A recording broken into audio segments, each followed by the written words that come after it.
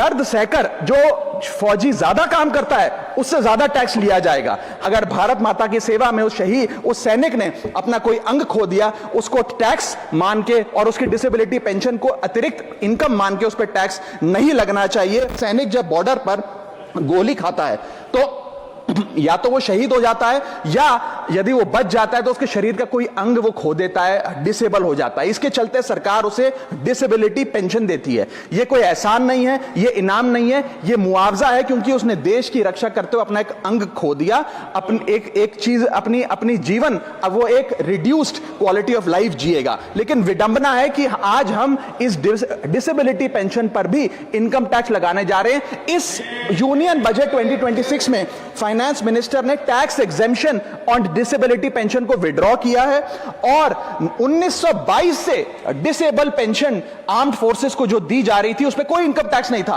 पहली बार 1922 से लेकर आज तक कोई इनकम टैक्स नहीं लगा, लेकिन अब हम उस पर इनकम टैक्स लगाने जा रहे हैं, जो कि ठीक नहीं है। मैं आपको एक उदाहरण के माध्यम से समझाना चाहूंगा। एक सोल्जर जो 20 साल का जब था, उसने भारतीय फौज को ज्वाइन किया।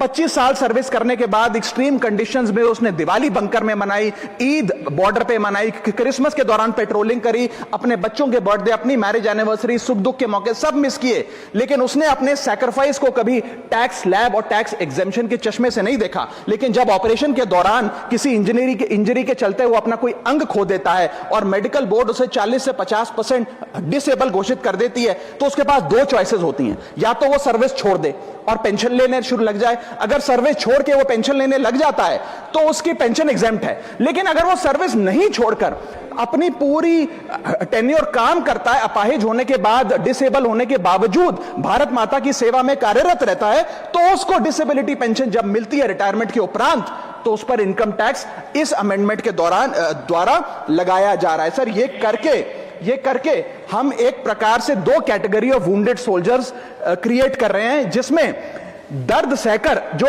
फौजी ज्यादा काम करता है उससे ज्यादा टैक्स लिया जाएगा। हम अननोइंगली पनिश कर रहे हैं सैनिकों को घायल होने के बाद जो काम करते हैं। So we are penalising courage, we are taxing endurance.